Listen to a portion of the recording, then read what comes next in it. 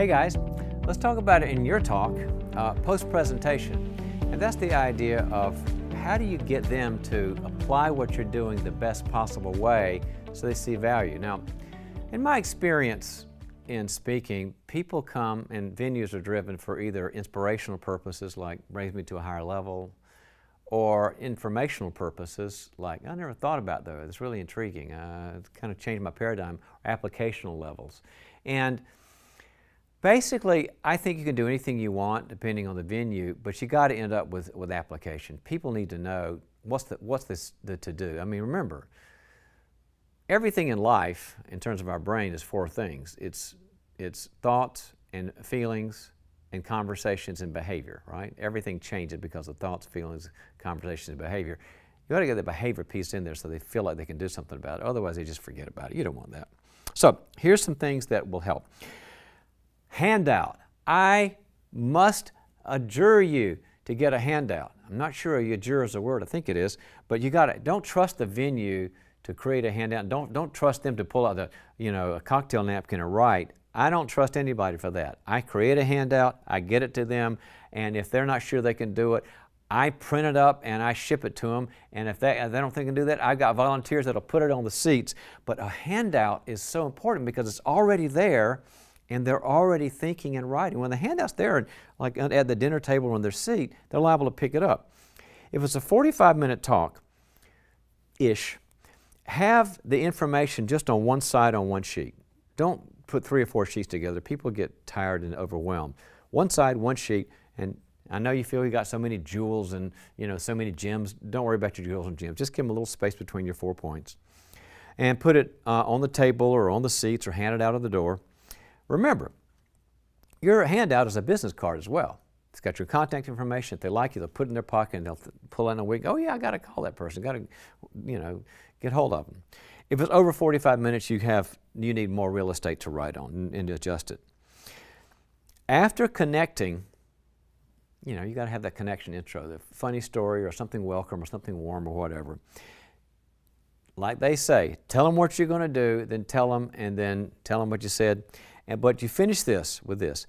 And then I'm going to give you a couple of skills you can do today that will make all the difference. I say that all the time. I'm going to give you a couple of skills that you can do today to make all the difference. I'm giving you a bunch of skills right now, more than 2. But then people go, oh yeah, there's a takeaway. I'm getting value. It sets them up for it. They hear it at the beginning. It's positive, and the cookies are on the bottom shelf. You can do them today. You don't have to go get a degree. And it's the right now. We're in a now world, and it will never change the way it is right now. So you can do them today. It's going to change things. Here's another thing to remember. The why then drives the how. Now the skills are the how, right? But there's got to be a why. A how without a why means I'm supposed to do all these things, but I don't give a rip, so why should I do it? You got to make them give a rip. So here's some ways to give them that sense of, I need to learn this. If the script in your life isn't working, change the script. If at work you tend to stay in the data too much, or you feel like you've got to have it all together and be perfect, or you've got to explain yourself all the time so everybody gets it, is happy with you, or you feel like you got to give advice because people need it, or you get paralyzed and you're a little bit overwhelmed, or you get mad too quick, it's probably not working. So in the next 24 hours, I want you to default to being vulnerable with somebody, as I've just explained in my talk. Now, I'm telling you as if I've just told the talk. This isn't between me and you. This is the talk, the mock talk. In the next 24 hours, I want you to kind of default to just being vulnerable maybe 3 times with somebody in a safe way. Somebody at your work, somebody at your home, because it'll be counterintuitive and it'll take you in a different place.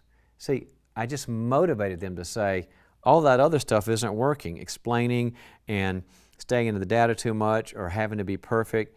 Here's the way out. Be vulnerable. So that was the why. So once you understand that, you've got to find their why. It's going to drive the how. Here's the worst thing I think you can say as a speaker, and I never say it anymore. This is really interesting. Well, isn't that a snoozer? Why did I pay $39.95 because it was interesting? I look at interesting on Netflix because I want to be entertained.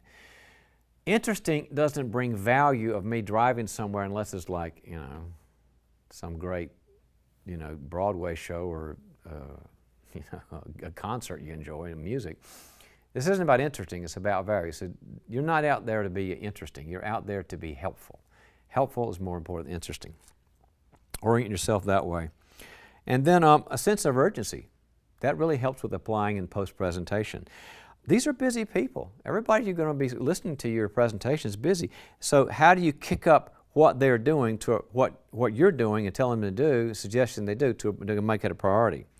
All right, so here's one thing I tell them.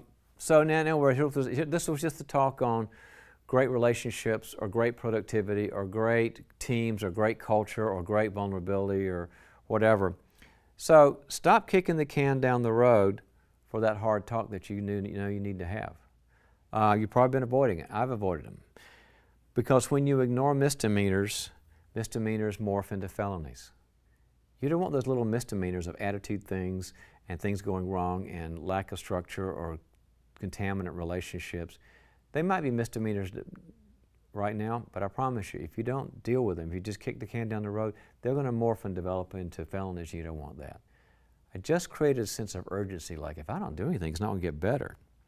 And then keep the takeaway simple and doable. Simple and doable, one or two.